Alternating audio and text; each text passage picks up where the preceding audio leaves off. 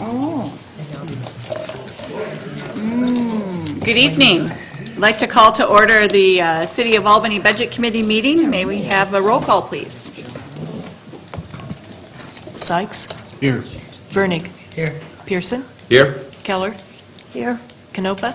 Here. Folden. Here. Olson. Here. Summers. Here. Kellum. Here. Lanyar. Kopsinski. Here. Coburn. Here. Johnson. Here. Thompson. Here. Thank you. Do we have any public comment this evening? Nope. All right. Then we'll move on to the budget review, starting with the IT department. Good evening, Madam Chair and Budget Committee members. It's my pleasure to present the IT Department Budget and Economic Development Department. The IT Department has 4 funds that I'll go through quickly here. The first one is the IT Equipment Replacement Fund, which is a fund that all departments put money into so they can later replace any IT equipment replacement needs they have. The other one is the IT Services Program, which is the program that provides funds for the IT department to service the other departments.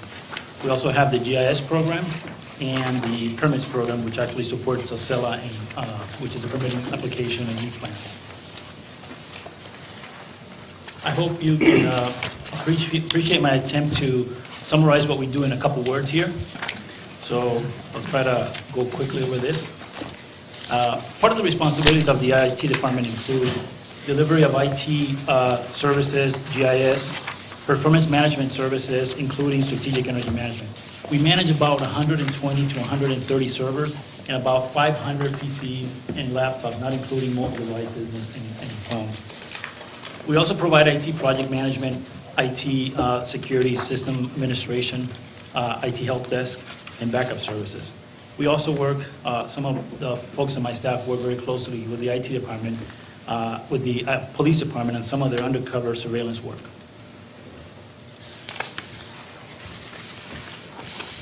Here I have a list of some of the projects that we're planning for. These are the high-level projects that we're planning for the next fiscal year, which is the budget that we're going to be talking about here. We're going through the process of upgrading our copiers. There's an RFP that is going to go out on the 14th of this month with the intent to replace these copiers coming up in July. We're going to go through a phone system upgrade. This is only on the software side of the system. Our phone system is voice over IP. So we're going to upgrade the call manager and the Unity, which is the voicemail piece of it, and also the servers that manage this phone system. One of the major things that we're going to be working on is the MS Office upgrade, and that's at a cost of about between $80,000 and $92,000, and that's one line item that I'll talk about when I go to the budget piece. And some other things that we're going to be developing, as you can see in the bottom there, an application for the community paramedic with the fire department. Some of the projects that we've worked on in this current year, upgrade to Laserfish. A major project is the CAT RMS system deployment, which includes 2 law enforcement agencies, Albany Police Department and Lynn County Sheriff's Office, and about 10 fire departments.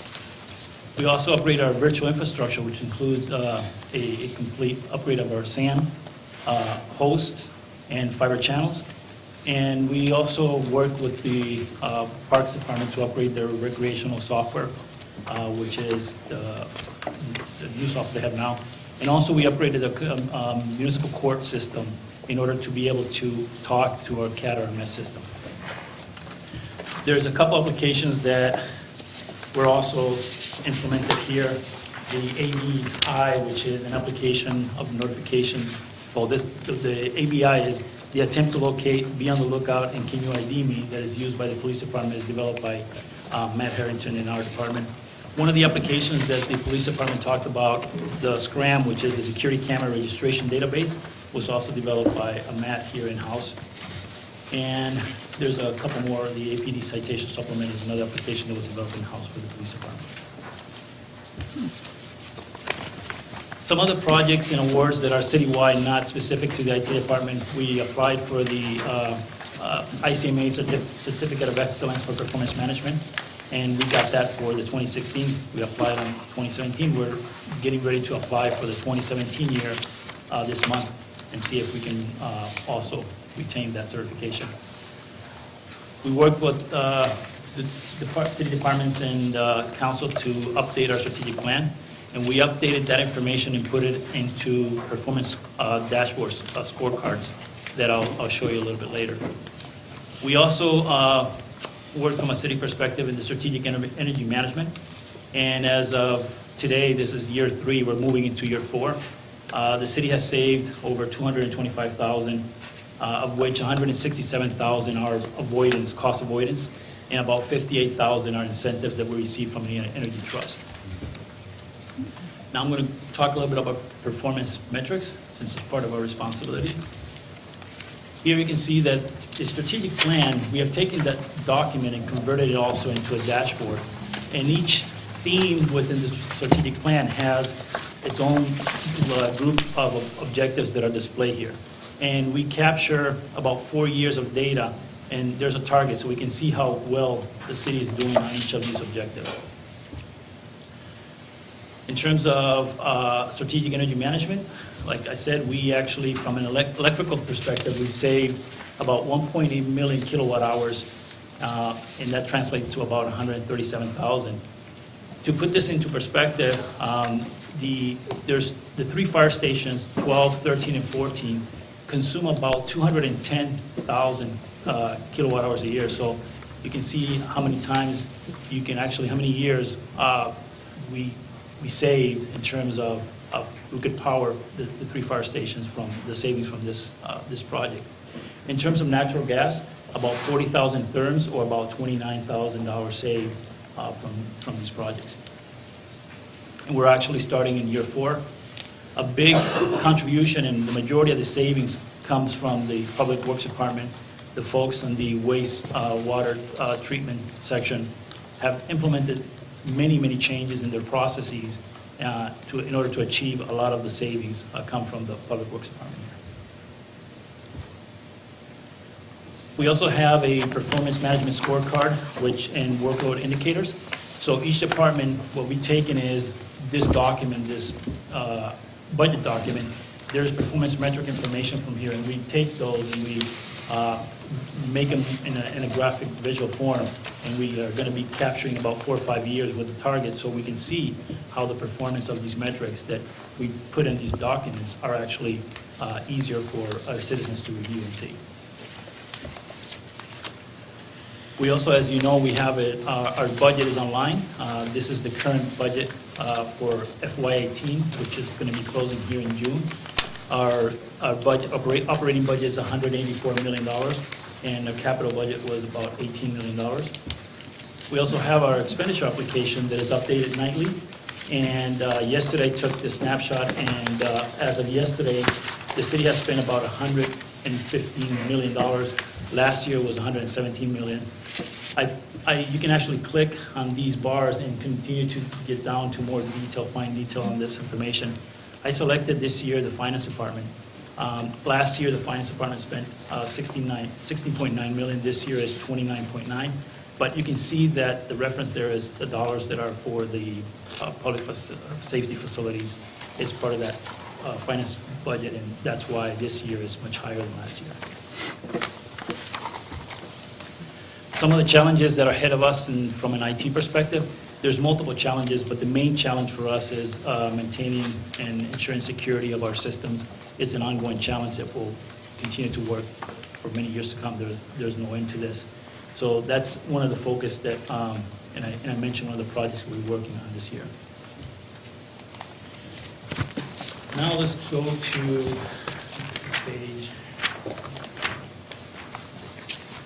page 290 on your budget document. We have the IT equipment replacement. This year, we are budgeting $1.4 million with about $384,000 of contribution to this budget. The budget has come down. The budget is coming down. There's This budget is also supporting the CAT-RMS loan for both police and fire.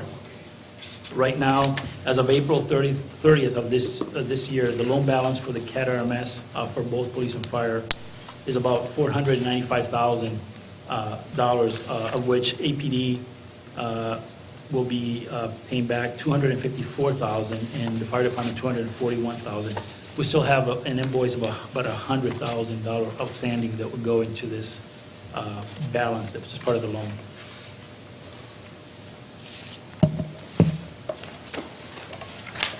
If you go to page 292, this is the IT services budget. The IT services requested budget for FY18 is about $1.6 million, an increase of 3.27%. The total personnel services went up 1.67% or $21,600. As you can see on line item 6216, software licenses fees went up $53,000 or 56.18%. This will help partially fund the MS Office 365 upgrade project. So it's about $92,000, and I place in this line item $53,600. That's why there's an increase of 56%. The other will come from IT equipment replacement. The total materials and services for this program are went up $31,400. Jorge, there's a question over here. Where is that 62196, did you say? 60216. 60, okay. There we go. Yeah, they went up. 62196, I was not able to find it. And Jorge, I had a Something question. else. Is that for Cloud 365 or is it individual license 365? It's going to be individual license, but we can actually, it's a subscription, so yeah, we'll be able to download it and use it as a desktop. Okay. Yeah. And for some of the people that aren't aware, that, so why are you going to 365? Oh, we're using, our current version is 2007, and it will be unsupported, and by October of this year is completely, the extended support is gone. So we've actually maximized the benefit that we invested in 2007 license. Really good, thank you. That's quite a long time. Yes. 10 years. QuickBooks is 3 years. It still works fine, but now it's time to, since it's not going to be, the extended support is gone, we're going to be moving forward with the new version of it. The GIS services budget is on page 294. The GIS services requested budget for FY18 is $457,400, an increase of 3.74%. Total personnel services went up 3.09% or $9,300. The line item again, 60216, software licenses fee went up by $6,100 or 14.95%, and that's due to the increase on the Esri GIS annual support license. That's how much is expected to go up this year. The total materials and services went up $7,200 or 5.15% for this program. Jorge, it's a real small item, but line item 53001, overtime, it's only $1,500, but you're planning for it. That is for what, an emergency overnight, something, somebody has to come in at midnight to fix something, or what? Yeah, these folks don't work too much overtime, but there's some time that we have some maintenance that we have to do off hours, so we put it in there for them like this. On the IT side, we do have more, and we also, since we cover 7x24, there's a bigger line item for the IT services side. The permits program is on page 296. And on that one, the FY18 proposed budget is $120,800. Overall decrease of 2.34%. And the total personnel services are up only 1.81% or $900. The same line item, 60216, software licenses went up $3,100, and that's to cover for the increase on the permitting software and some of the other software related to this program. Summary of the proposed budget for IT, we have that the IT services, 1.6 million. The GIS is 457,000, and the permits is 120,000. Questions with the IT before I go to economic development? On your software licensing fees, do you expect them to continue at this almost 15% rate increase? And I'm looking on the GIS systems, and then when I look at information technology, we're seeing it go up by, you explained that increase, but on an annual basis, what's your expectation for that one, too? It normally goes between 15 and 20%.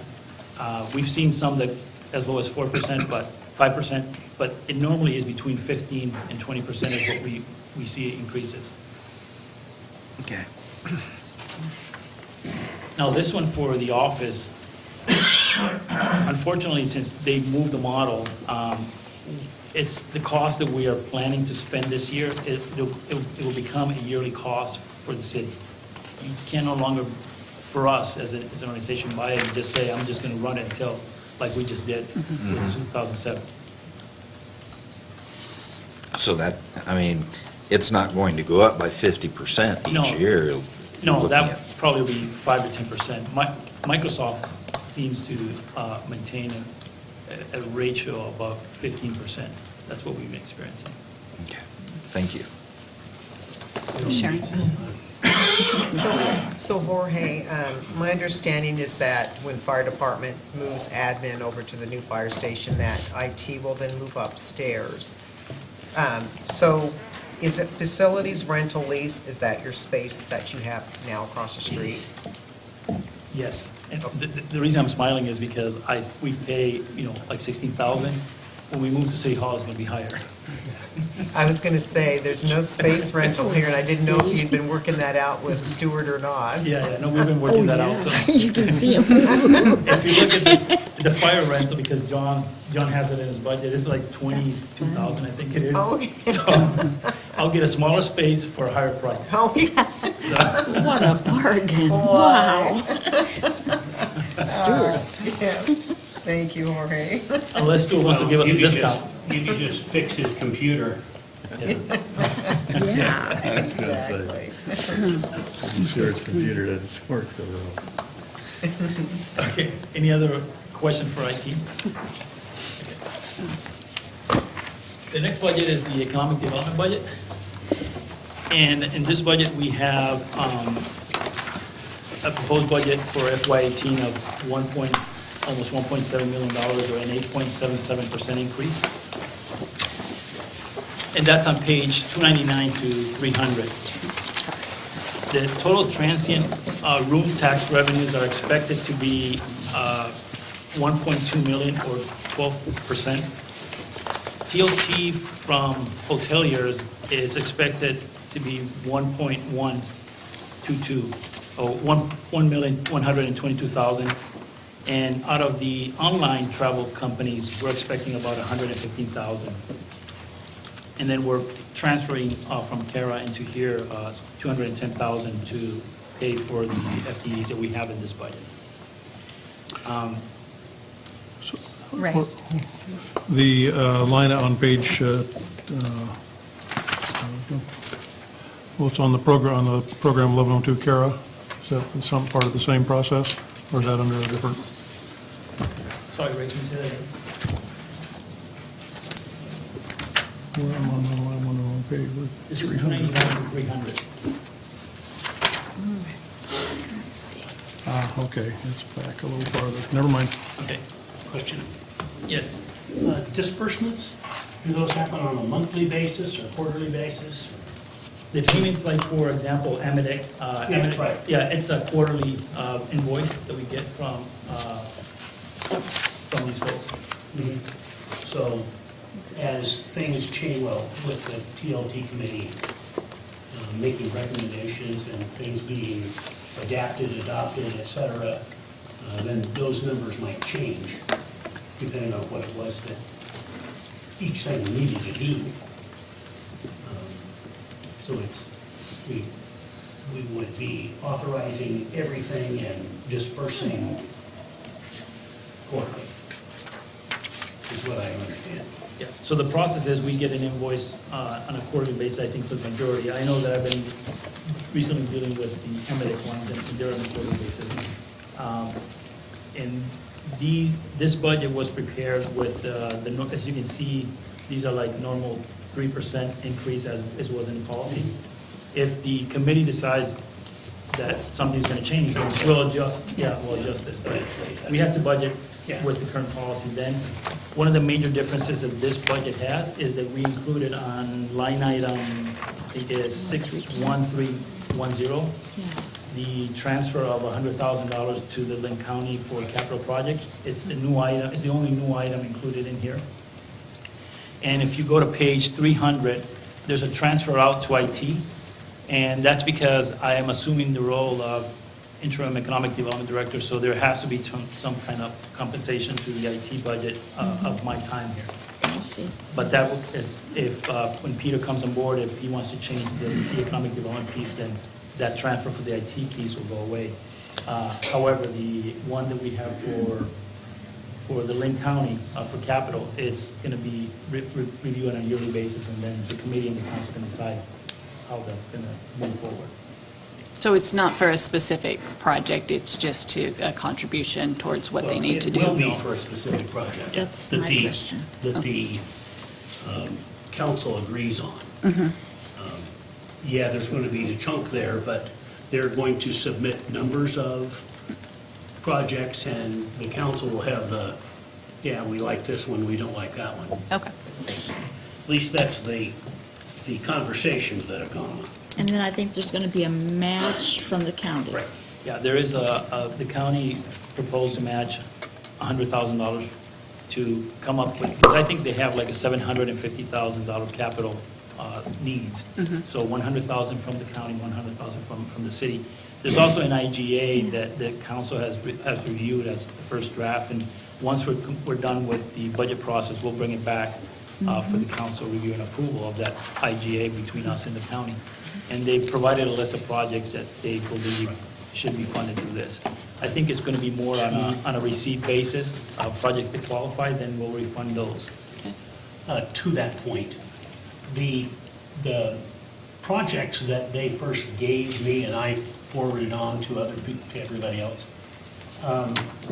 there was pushback from the commissioners to the expo about does this or does this, is this or is this not for economic development? And so there was instructions to go back to expo. We want economic development kind of things that's going to help do what the city needs done, because we're taking city money. So there isn't a new list yet. There will be. So maybe adding some sort of functionality to the facility that will be able Right, to bring something in that some makes it shows that they're better not so- having, or, So People come we can back. attract people better, or, not just a piece of maintenance. Because they have their own budget for maintenance, Okay. and that has increased as well. Yeah, one of the things we heard during the budget, during the TLT committee was that they needed to upgrade the horse stalls because they were losing business, like the hotel, people were not staying here and bringing that kind of business, and they were losing it to Lynn County. So that's one of the items they brought that was part of helping them to improve the overnight stays.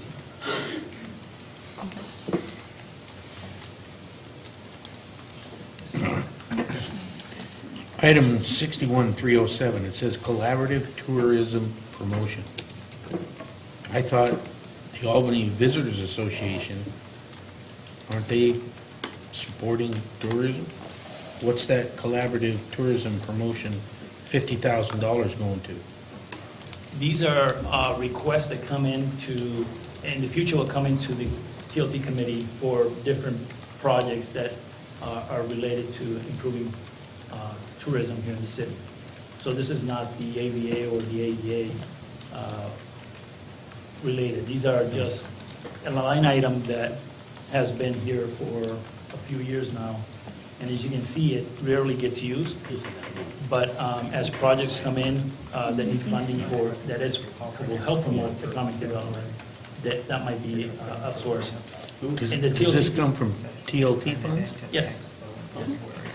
At the TLT committee, one of the things we talk about that probably could help fund or come from here are updating some of the websites and for ABA and others that are local part. Is that correct, Scott? Okay, then Albany Main Street Program Development, isn't that the downtown association? Yes, the Main Street is a program that is managed by the Downtown Association. It is also on So a, why isn't it underneath the same? Sisters. Why isn't it under 60304? Why does it have a separate line item? the Main Street program is a separate program. Managed by the Albany Downtown Association? Yes, and then the ADA it's funding for that particular program. The Main Street is a national program that many cities are part of, and is also, it's funded on a reimbursement basis, so they have to provide receipts. Now, the ADA one, which is 60304, is a budget that is assigned to them like the others. So Downtown Association has two sources of income from this. One is that 60304, and then the Main Street program, which is a different one, but that one is. Who manages the 61307? 307 is the city or the TLC committee is going to manage. That who manages that? That's going to be managed by the TLT committee. And council, we don't have right now a way of using these funds because it's, according to the policy, it has to be brought to the TLT committee members to decide. So we've never had a way to use those funds, that's why they sit there? No, there used to be a mechanism where before the TLT committee that was put in place, it used to go to a few staff members that included Ed Hodney, Mayor Canopa was part of that process, and they could review some of the requests and decide whether it would merit funding some item that was related to economic development.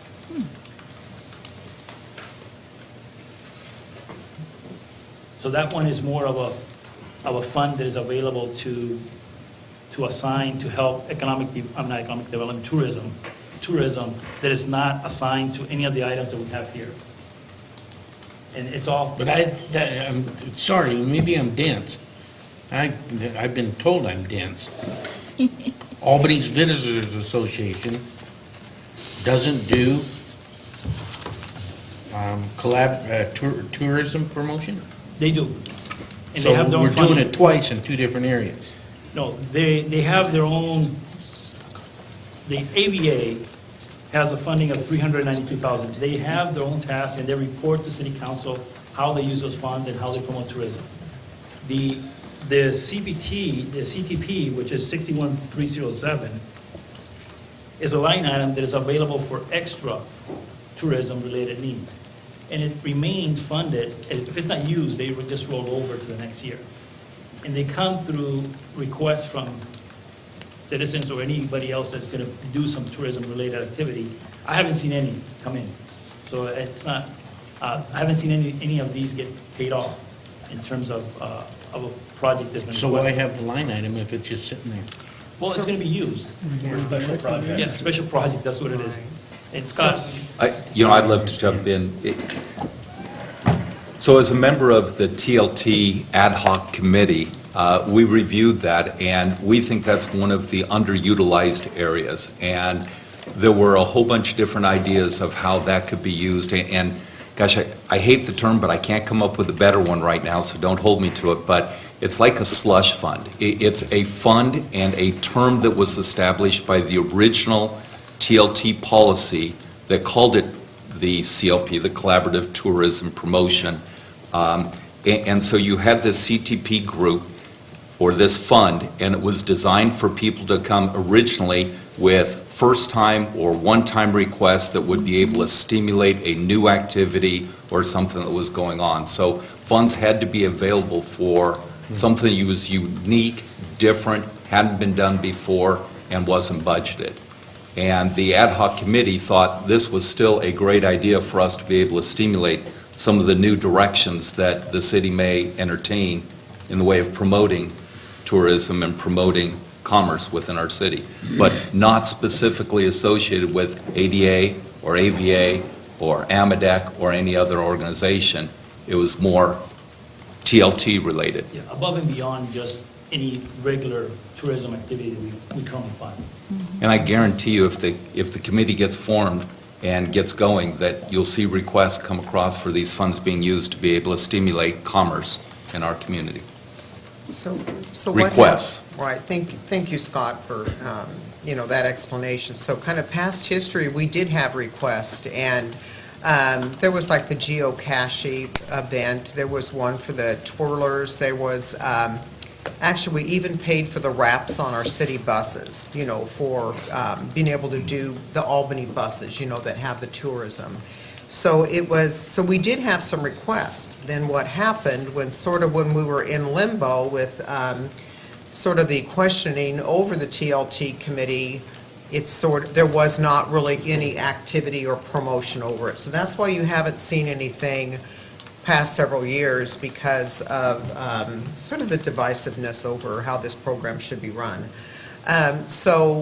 But there is still, it's a good thing we do have the pot of funds. So I received a call yesterday for an event to come that is being formed out at the expo for next year, and they wanted to know, is there any sort of help they could get for advertising, which fits well with the CTP fund. So I just sent them off to Ed and Jorge to be able to work with him through that process. But that would be a new event, and that's where the CTP was there for being able to help kind of give that seed money, promotional type money for new events to be able to take off. But part of that policy was the second year they could come for another request, but it had to be less, and the third year was no more than a 3-year request. Then they had to be totally solo on their own. Thanks. So Jorge? Yes. Excuse me.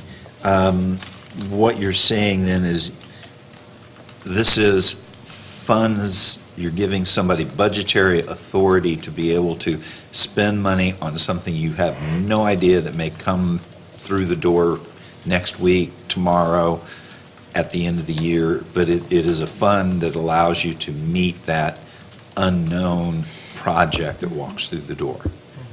No, these are requests that will come in and it'll be evaluated by a group of people, and they determine whether this merits to and meets the criteria of endorsing and promoting tourism. And once that's evaluated, then they will get the fund. I haven't seen it yet. I haven't been part of it, so Right, we but- haven't gotten any requests until the one that Mayor Canopa just. But what I'm saying is that you don't know, but if you don't have budgetary authority to be able to spend these funds, you got to find them someplace else, and that might not be, there's limits to what you can pull out of miscellaneous. Correct, yeah. We can't spend, I can approve many things, but I can't approve this particular expense. It has to come from the TLT committee. Right. And council. But in the past, you could have approved it, correct? In the past, it was a group of folks that included staff, and I know that Mayor Canopa was part of that approving committee. And agencies, that new tourism. So it's probably a much more expedited, more easily done process in the past. It's probably, in the past, I can't answer that. I was not part of that. Don't Yeah. try.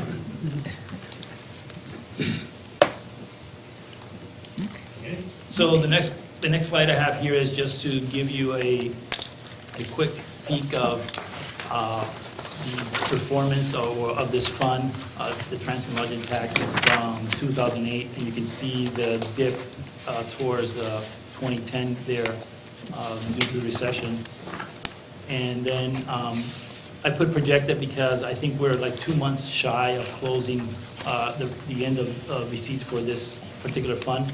And I just averaged it out and added 2 months, and we are expected to be about 1,092,000.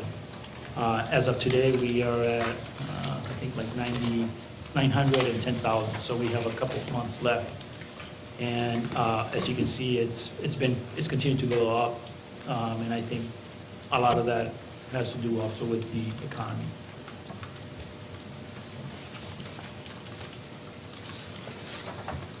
I wonder how I'm not sure how many rooms the new Marriott in Corvallis is going to have. That's probably the biggest hotel project I can think of, that we get so many people who are coming to Corvallis that stay over here. So they don't have that many, do you know? Yeah, I don't know how many rooms they're planning, and I know there's another hotel, if not built yet, in Lebanon, there's another one there going to be in place, and I'm sure that it'll have some impact on the nights we have here. You're talking 5 in Eugene and 3 more in Salem. I mean, it's Yeah, we just going need to have an impact. yeah, we just need a couple eclipses a year, and then. Yeah, there you go. Any other questions? That's all I had. No, that's good. Thank you. Thank you. Okay, so human resources, oh, no, city manager.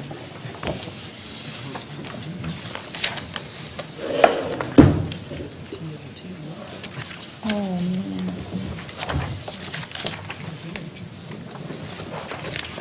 Madam Chair, members of the Budget Committee, I'm here to briefly discuss 2 budgets that don't involve a lot of change, but I'll be happy to answer any questions.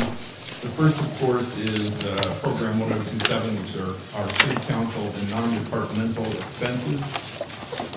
Very few line items really involved in this budget. As you can see, this covers the very rich salaries that we pay to the city council, and that's one of the larger line items at $17,000. Space rental, which you can also see has been adjusted over time. That's a figure that will fluctuate in any budget just based on how expenses are apportioned out to the different departments based on their space needs.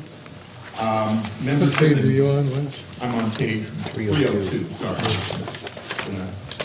There's a lot of numbers here, and you can pick which one you want to use. Membership and dues is the largest single line item in the city council's budget, and that basically is the League of Oregon Cities and the Cascades West Council of Government dues, both of those organizations provide sort of a suite of services that you can't really get anywhere else. And with that, I would be glad to answer any questions about that budget if you have.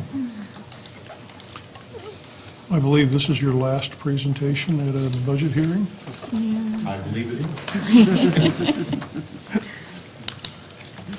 60,000, 5,000. So, that one's easy. The city manager's office, this is on page 304, program 1028. I'm not going to go into a lot of detail as the other directors have in regard to what we do. I'm going to keep it fairly straightforward.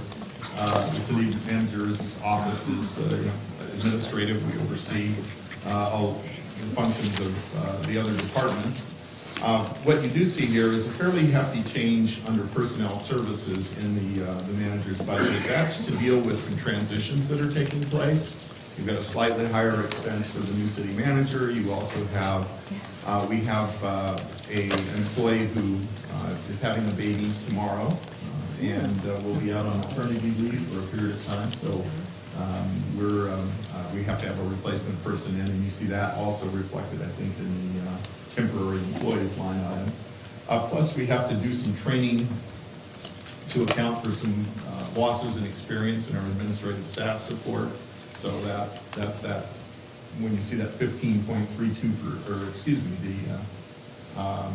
13 or almost 14% change in wages and salaries, that is a new position. It probably will not continue on over time. Bear in mind that we've had Laura Hyde, who's been our executive secretary to the city manager, in place for, I think it's 42 years. Laura has been contracting back with the city for several years now. She's actually retired, and that, she's expressed the desire that at some point she really would like to retire. So, No. it's going to be a challenge, and so the additional dollars are there to try and help with that transition. Do you think one person can take her place, or three? It's going to be a really big loss to the city, just not only in terms of her knowledge and history of the organization, but just Yep. who she is as a person. Her dedication to the city is just amazing, and it's pretty easy to replace the city manager, but replacing Laura is going to be a real challenge. Yes. It would be nice if she was here to hear that. Yes. Well, yes. I try and let her know that she's pretty valuable. She's pretty person. humble, yeah. She is pretty humble. She'd probably be embarrassed. Make her watch the budget. Wonderful. So detailed. That budget, I'm glad to answer any questions if you have any for either. So. Takes care of me when I forget things. Thank you very much, Wes.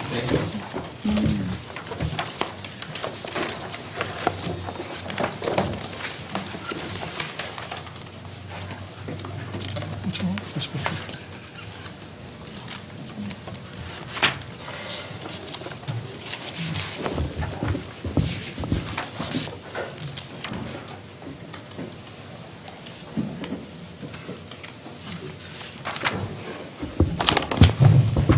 Good evening. I'm David Shaw, Human Resources Director.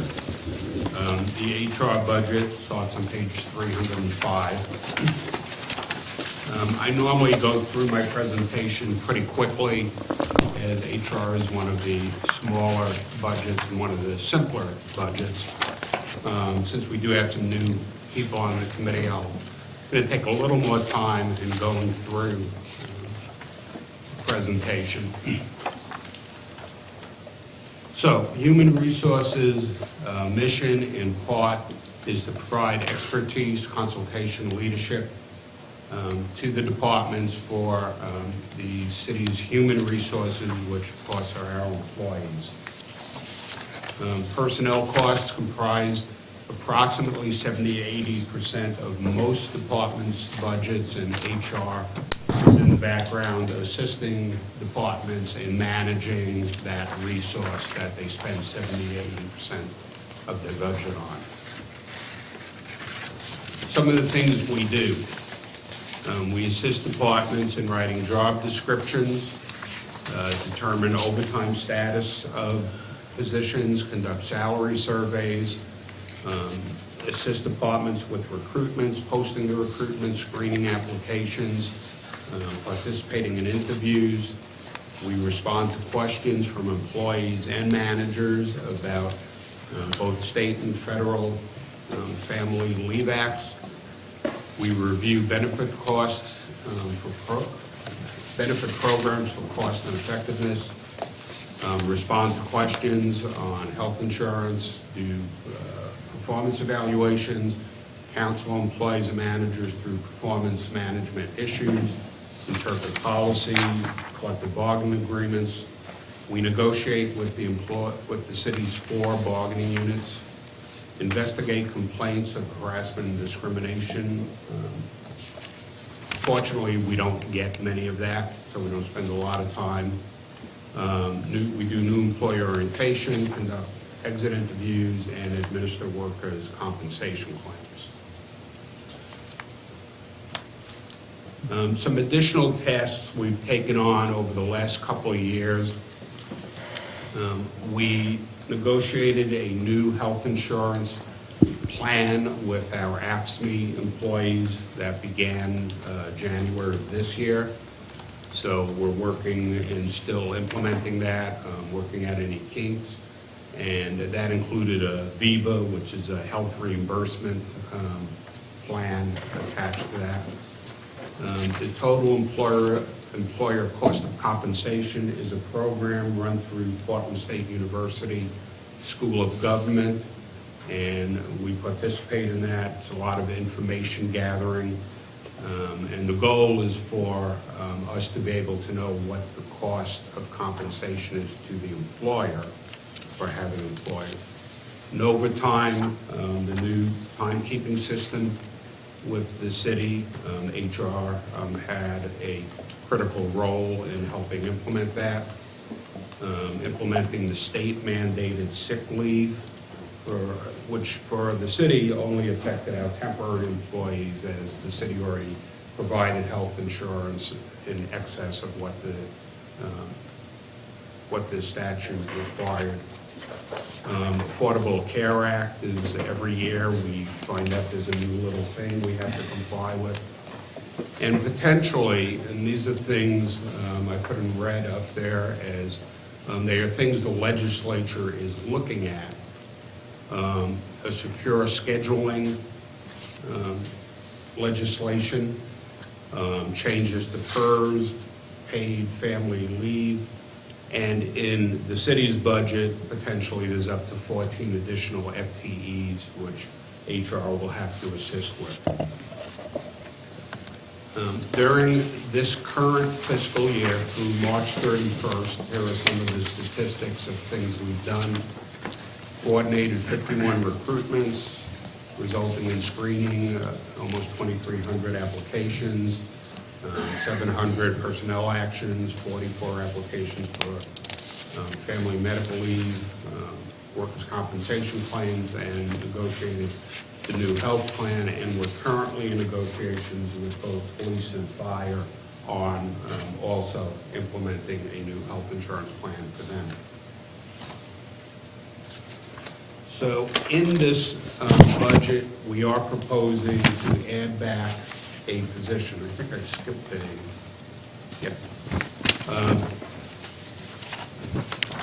previous changes we've had, you see, we reduced the HR budget by approximately 25% between 2010 and 2014.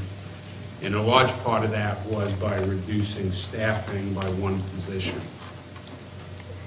To still be able to do our tasks, we moved functions to finance and to the city manager's office, and we increasingly rely on the administrative staff in the city manager's office to assist us. There has been an increasing frustration both among HR staff and employees in general on the timeliness of services from HR. And it is a direct result of just the amount of work we have to do and the staff we have. So we are proposing in the 2017-18 budget to add that position back. You will see that even with adding that position back, the HR budget will still be reduced by 2/3%. And there's really no magic there. The reason is that the current budget includes funding for an executive search firm to recruit for the new city manager and to fund some leave payout for the HR director, myself, as I retired a couple months ago. So with that, I'm open to questions. So, I mean, there's a search group going to be replacing you? Well, depends how long I'm going to stay. Haven't decided yet. But eventually, we will do a recruitment in-house for that. So the item 60212, labor negotiations, jumped up dramatically. That's due to? Right, because we are in negotiation with both police and fire this year, trying to get a new health insurance plan, and we anticipate it taking a while, having a lot of legal questions, and potentially ending up in arbitration with one, if not both of those units. Okay, so I've been looking at line item 56001 in every budget that's been put here so far. And I asked Stuart about it a little bit the other day. I'd like to know how that breaks out. What all, how much percent is PERS, how much is insurance, and yeah, I think Stuart can answer that better as to what percent of that makes up. So It's a number that's a little bit harder to get to than just pushing a button. We actually have a very detailed cost program that we use to identify the costs of employee services in payroll. So each year, we update a spreadsheet that identifies individual employee elections. So it'll actually cost whether an employee has single coverage for health insurance or the cost of family coverage of that employee's election. And we have those grouped by operating department where those FTEs live, but we don't have a ready ability to aggregate those into a citywide number. At this point, the best way to look for those numbers is actually on the dashboard that Jorge referred to. And you can go online and you can look on Pacific Source Health Insurance and see what the city has spent year to date and what we spent last year. Or you can go on and look under Public Employee Retirement System and see what the city has spent year to date as of last night on PERS and what we spent last year. So that's one way I would suggest to look at those numbers right now. As I described, we calculate, we get very detailed on individual employee costs to calculate the numbers that are put in those line items in the budget, but they're done on an individual operating budget, and we don't aggregate across the tabs at this point. So it's a little bit harder to get to. So 50% of that isn't PERS or, I mean, they're about all the same in every one of those. It's like, it just seems like it's pretty much the same ratio. So they should be just about the same, and for this budgetary purposes, I would think. And the ratios will be pretty similar because there tends to be a blending on number of employees that would have single family or numbers that would be individual coverage, elections for health insurance, the PERS costs. We identify, and as I mentioned, I think in a previous comment, we're currently budgeting about 23% of salary is our PERS cost, and that includes our debt because we participated in funding a sidecar, but currently 23% of wages is what we budget for PERS. But in order to find out what we pay to PERS, we would have to aggregate that in all of the operating departments. We can get there, it's just not readily available. So does this show our payment to PERS to bail them out? We pay our portion to maintain funding for the unfunded liability that we incur. But is that shown in this employment paid benefits? Yes. Yeah, that's included in that line item. And can you give us a rough estimate as to what percentage of that is? 2%, 10%, 20%?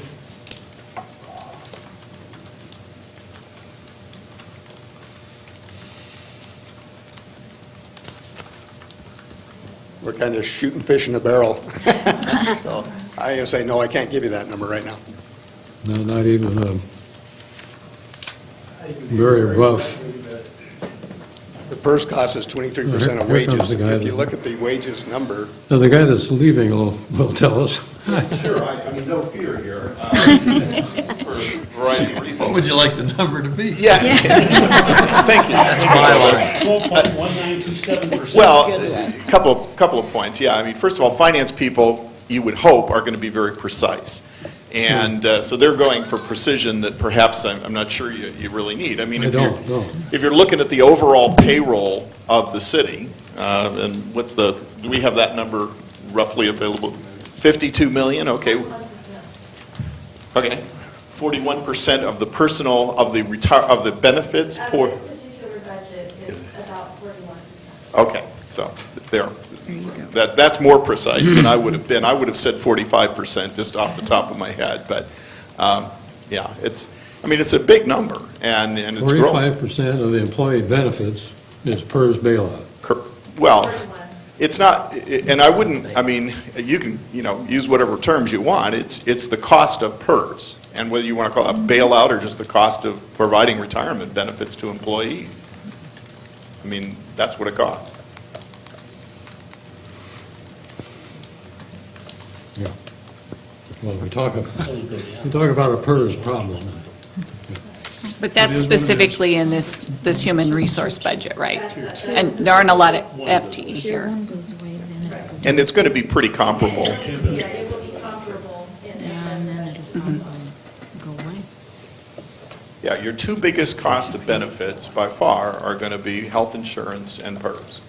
And, I mean, that's been true that's not some new thing. That's been that way for as long as I've been a city manager. And have you had any notices on premium increases that are impacting this budget? Yeah, for the coming fiscal year, there'll be a roughly 5% increase in cost of benefits. It was, I think it was like 4.9 for our Pacific Source and like 5.5 for our Blue Cross plan.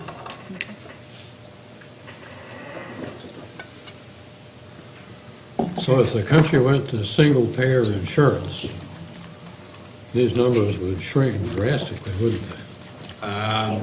You know, that's speculation. I probably would go down, but it just depends on the coverage also. And if there was a related payroll tax that the employer got to participate in? It'd be paid somewhere. Question? Yes. David, can you tell me how the workers' comp claims compare to this year to last year? It looks like they're pretty good. Yeah, actually, I have that. It says 22 I think they this year. went down. Yeah.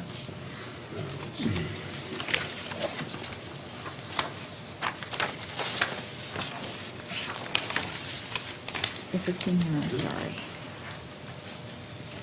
I brought that because I. Okay, oh, here we go. So last year, at this point, we had 45 workers' comp claims. And what did we say this year? 22. 22, so that's pretty good. You know, and that's just something that year to year, the year before, we also had 45 at this point, so, yeah, they have gone down. Yeah, that's good. That's very good. Let's see. What else? Did you have another Questions? question? Thank you. Okay, thank you.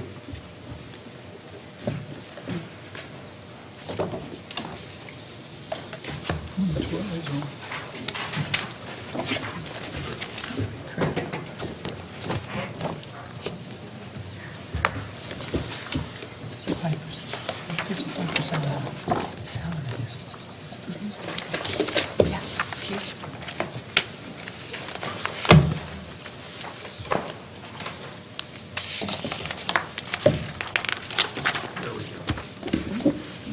Madam Chair, members of the committee, here we are again. Appreciate again your participation on the Budget Committee each year and taking your valuable time to help the city identify the goals and objectives and the needs and the priorities for our budget in each year. This process begins early in the year. Departments receive a requested budget number to target usually in January or late January, early February, following our January meeting workshop or work session with the Budget Committee.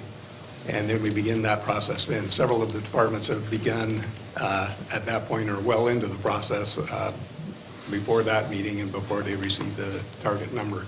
I'd like to focus on the finance budget and identify some of the needs and direction for finance in the next year. So figure out which button to push. So first of all, what finance does. Finance forecasts, manages, facilitates, and reports money coming in and money going out. On the money coming in, we oversee accounts receivable, banking, cashiering, merchant processing, cash management. On money going out, payroll that we've just been referring to a little bit, accounts payable, purchase cards, purchasing procedures and contracts on a citywide basis. On managing and reporting, we work closely with the auditors in the annual audit report and also in development of the budget. On the reporting side, we produce the comprehensive annual financial report and the popular annual financial report. We prepare internal control documentation for processes throughout the city and within finance to make sure we have adequate controls in place. And in the other category, Also in reporting, the city clerk and public records, municipal court is part of the finance department. And as David referred to a little bit, some of the risk management functions are in finance as well as safety functions. The transient lodging tax audits, where we audit hotels and the receipts that are turned in, and citywide training on finance and finance issues. So those things, we work closely with bond counsel, investment advisors, insurance brokers, and rating agencies in order to position the city as best we can on those different types of programs. Simply stated, money coming in and money going out is what finance is about. How we do it, workload indicators are indicated in the budget document on page 313 for the municipal court and on page 340 for finance. Get some indication of the volume, the number of things such as purchase orders, number of citations that are reviewed in municipal court. A number of those measures give an indication of the workload that's accommodated in court. But on how we do it with 11 employees, 11 that are in the finance portion, and plus 4.375 employees in the municipal court, which includes the judge, who actually is a contract employee. Why we do it? We do it for a customer base that includes all the residents of the city of Albany, the budget committee, the city council, and employees on individual paychecks, operating departments, and trying to facilitate as best we can the operations while maintaining adequate internal controls. We work closely with regulatory agencies that monitor the proceedings of the city, including, and I'll give you some alphabet soup, the MSRB, EMA, GFOA, GASB, GAP, SAS, AICPA, IRS, BOLI, OSHA, Moody's, and S&P, and of course the state of Oregon are all clients that we work with very regularly. Things that are proposed in the next year's budget, we're proposing to refill a deputy city clerk position that was vacated in 2012-13, consistent with other budget cutbacks. The workload, however, did not go away and actually increased, with the city clerk becoming more encumbered with special elections and public records requests. In addition, archiving of records has not been able to progress as needed to properly classify and redact records to make them more accessible to the public. The position will also help implement new uniform guidance requirements associated with federal grants. For several years, the city's auditor has recommended that a position be dedicated to grants. So we're trying to achieve that with the addition or the refilling of a position that's been vacant for 4 years now. The way we intend to do that, we have an accounting position right now referred to as accounting specialist that splits time between payroll and city clerk. And with this additional, the deputy city clerk position, we'll be able to make the full-time support for the city recorder's office. We will then have half-time still to support payroll and an additional half-time to support other accounting functions in the finance department. So that's the intent of that position and how it would be utilized within the department. So those are objectives and overview of the what's proposed in next year's budget. Let me refer to some of the projects that are identified on the screen. We've mentioned previously, and actually the City Council has given direction on a way we can begin the process of replacing our financial information system, which is referred to as Eden. And so we anticipate an RFP process, hopefully by fall, where we would begin requests for proposals for a new financial information for the city. That's going to be a pretty big project. 3 projects that we've implemented over the last few years. Encode is the project that Jorge referred to replace our court information system so it would be compatible with the CAD RMS. It went live in March. And not to be outdone by the city manager's office, our court supervisor is having a baby maybe tonight or maybe tomorrow morning. We're wondering who's going to win the pool. But that's the move to Encode is helping in that regard. It's come at a time where it's a little bit of a challenge to the court because of transition, and we do have temporary employees filling in at this point, or one temporary employee. that is a tremendous resource. Someone who had retired from court after 20-plus years of service and was willing to come back and help us out. That's been really appreciated. Nova Time has been referred to. That's our time and attendance system. We'll be, budget year 17-18 will be the third year of Nova Time. We're actually just going live with the final department this month. It's been a gradual rollout because we have a very complicated payroll system that has evolved over a long time. Nova Time has been, I just feel, quite amazingly accommodating of the exceptions that we have in our payroll system. Our goal has been to have a stable platform before we start the enhancements that are available in Nova Time. And so, as I mentioned, the final department, the police department, is going live this month, this pay period on Nova Time, and then the whole city will be on that system. So we're hoping that by the fall, we'll be able to start implementing the upgrades, and that will be a tremendous benefit to employees. They'll be able to see the why we move this direction, as we're able to establish, first of all, a stable platform that we're comfortable with, that people understand the rudimentary procedures, but it has tremendous capacity and reporting abilities and those things that we'll be able to start taking advantage of when we have the stable platform in place. The other item I wanted to mention is engagement. It's a program that we're using primarily for our comprehensive annual financial reports that we've developed in conjunction with our auditors that is prepared, and this is our fourth year to have the engagement model. It's also the model that our auditor currently uses, and actually several auditors in the state of Oregon use engagement. So it's a very compatible program. We just give them access to our system, and they can look wherever they want to go. And it's readily available through the engagement software. And we just exchange files back and forth to make it very accessible and very easy to be on the same page through the audit process. So those are items for finance. As Wes described, often like to get into detail. I prefer not to get into the detail with the budget committee. So are there any questions? Colleen? No? Bessie? Yeah. So do you want questions on anything right now? Now's your chance. Now's my chance. Okay. A couple things. The space rental, what do we get? Okay. Is that money that you paid? Is that money that's coming in, or is it just transferred like the council has to pay for rental, that type of a thing?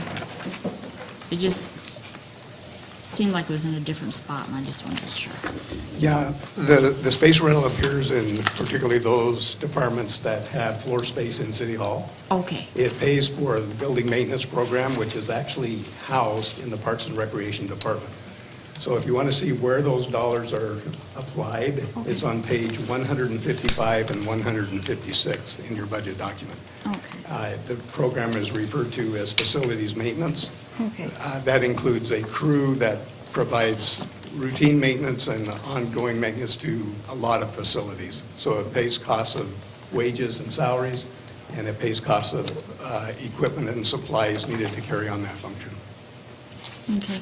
And the charges are based on square footage. They're allocated to operating The department, insurance for City Hall. Okay. as well as the insurance. Yeah, thank you, All right, ma'am. yeah. And then also on, it's 41345, medical marijuana facility permit. Okay, so it's going down $100, I can understand that, because medical isn't, going to be prominent anymore. Do we anticipate any fees from recreational marijuana? I can't even say the word. I don't really have an expectation of what activity we will see, so the number that was put in there is a placeholder number. Yes. Based on prior It's activity. not from the state. The state is not going to distribute.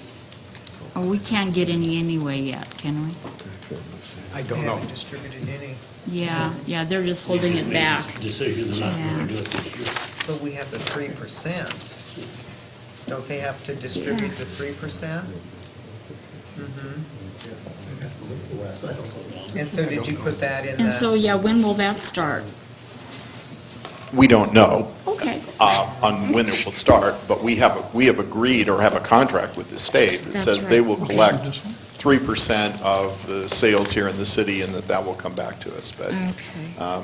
given that we're not actually involved in the collection ourselves, we're kind of dependent on the state to get their machinery in place.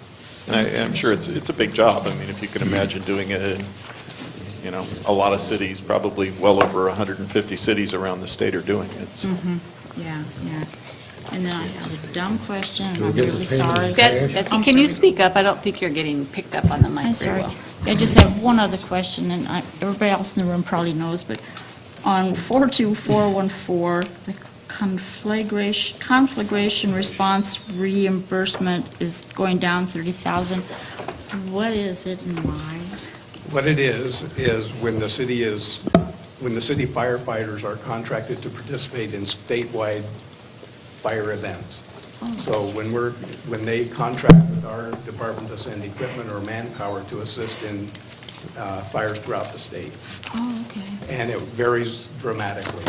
As you can see, the prior history, one year was over $200,000, another year it's $30,000. Yeah, that's good to see. I need to budget fairly conservatively because it varies dramatically year to year. Yeah, all right, great, thank you. So What's 472, or 47027? Just for the heck of it, man. The club sells? Yeah. It's not entertainment. But what it is, the Don't Steal My Car clubs that attach to a steering wheel are sold by our police department. So in Novatime, do we use employee scheduling in there, or is that an enhancement that we could? It would be an enhancement, and we've given some good consideration, and there are opportunities for that within Novatime.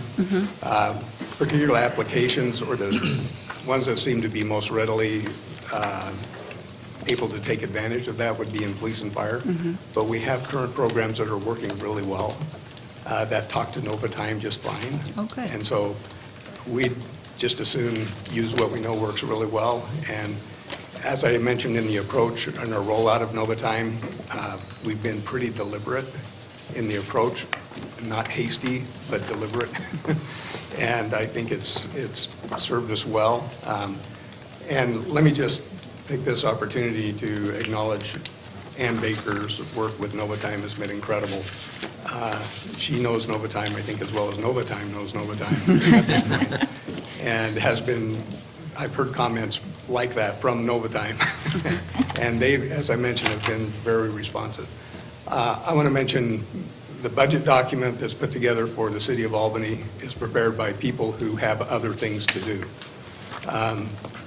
Corvallis has 2 budget analysts that are able to identify things like central service charges that were a capital project. Line item was in the wrong place. We do this as extra duties in our finance department. And there are a tremendous amount of work, both with Ann and their work at Novatime and developing the budget. And then when it's Gina's turn, as soon as the budget year ends, and then it's the financial reporting. We don't have analyst positions. We have people who do things, and they do an awful lot. Yes, they do. And I'd be amiss if I didn't include Mary Dibble as well in the city recorder's office, and also September in court. There's just a tremendous amount of work that's overseen by these individuals, and they do great work. So we do find things that sometimes and we'll bring them forward to you, or if you identify them to us, we'll address and try to get things corrected. But we sometimes bounce along the bumpers along the way, but we're headed a good direction, and we do quality work. Well, I think that dedication and work ethic from the team results in the awards that the city has gotten from the finance department. So kudos to everybody for being involved with that. And how many more of these do you have to go through? 0 more. Thank you. Well, no, not thank you. We know. Want to make that clear that you're also getting retired. Open mouth, suck on big toe. Now, Stuart. Were you saying that my daughter's position wasn't necessary in Corvallis? No, I'm saying it's very good to have that Yes. position. Yeah, it would be nice. And that office has had a hard time filling behind. As we recall, I think there was one hired and there's been one vacant for a little while that they've been trying to fill. That was Stacy's, that's vacant, she went to fire department, but yeah, but she's been their budget analyst. Yeah, and it's a tremendous asset to have that, and that, she'll be a tremendous employee in fire from that experience from the citywide budget side as well. Yeah, and she's doing HR now too, so she's loaded. No, I value analyst positions. All right, Bessie? I have one more question. With, regarding the municipal judge, I was thinking that they had to change the way he was paid. I know we renew his contract every year, but is he still considered a contractual employee, or is he paid so that, I know the state was requiring this and that and stuff, and I just Right. wondered, he's not included in the FTEs, right? Or is he? He is included, yes. He is, And, okay. and you're right, Bessie, just as you Thank you. described, he needed to be PERS eligible. And so in order, when we made that position PERS eligible to comply with that requirement, the FTE Right, okay. appeared in our budget. Yeah, because I It's a thought, but I wasn't 0.25 sure. FTE. Oh, okay. Yeah, it's a less than full-time FTE. All right, thank you. Let's see, what else we got here? All right. Thank you, Stuart. Thank you.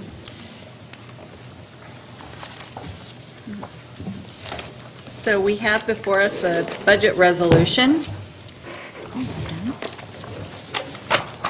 Move to approve. Is there a second? A second. Okay.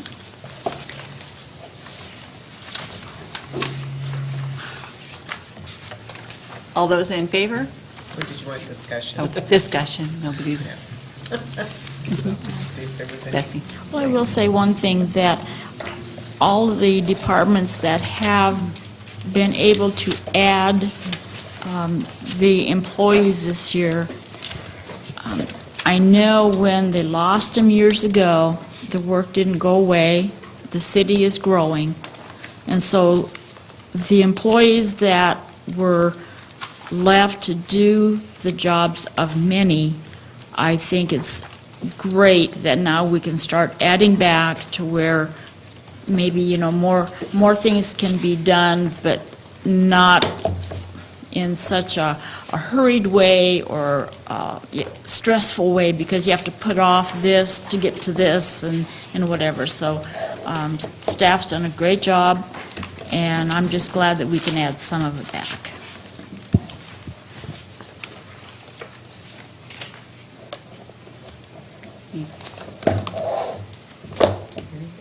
Okay.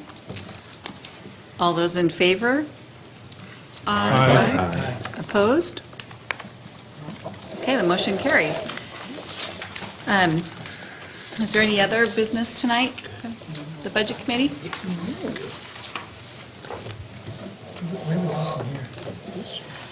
As far as the Budget Committee, where do we go? So we don't have any further required meetings of the Budget Committee, but the budget will be at the June meeting. I probably have the date in front of me.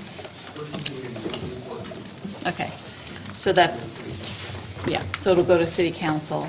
And then from there, once it's adopted, you know, throughout the year, there can be discussions and changes that need to happen, and that happens with council, and the Budget Committee does not have to come back together on anything, no matter how big the change. Okay, so the vote we just took now, just what that does is put the resolution in place for the council to consider. Yes. Okay. Yeah, and then we generally meet again in January, and I think at least once, maybe twice, we've had another meeting for a specific reason in November, but that's not usually, we don't. But will we still have potentially an adjusted budget process we go through mid-year also then, right? We'll have need-based supplemental budget that will come to the city council the second meeting in June. that affects current year budget, not the proposed budget. One of the things that you brought up, Wes, at the very beginning of this was discussions of moving the city to biannual budgets. Is that something you're bringing forward to the council for them to discuss, or how does that process work? Well, there's not a prescribed process for it. It's simply a matter of the council approving that plan. It's not anything I'll have anything to do with, because it couldn't happen until next year, obviously, at the earliest. And Stuart, I believe, is recommending that because we're going through a change in our financial accounting software, that they push it off until the following year.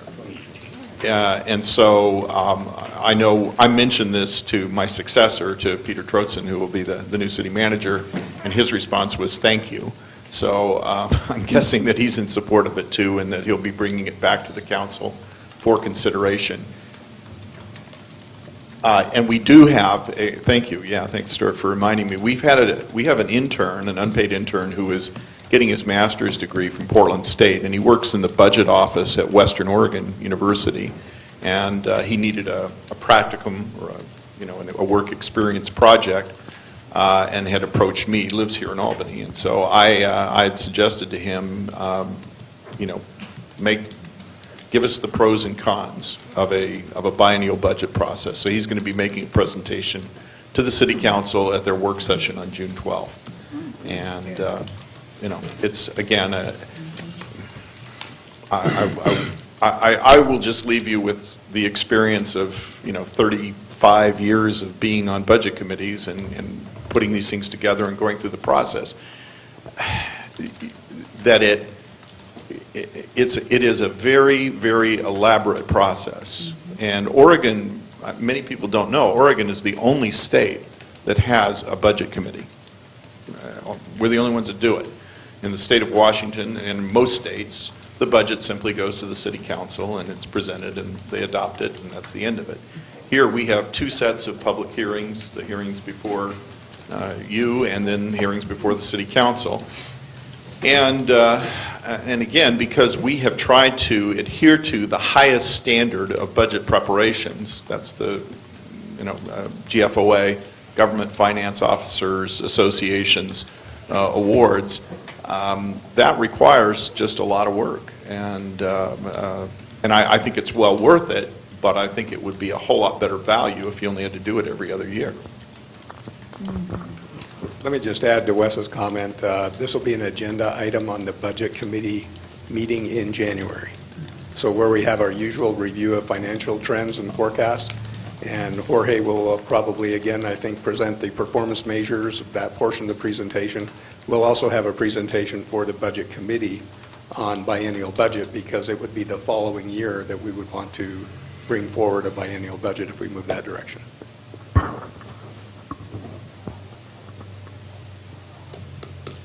All right. Let's get the heck out of Dodge. All right, then, meeting adjourned.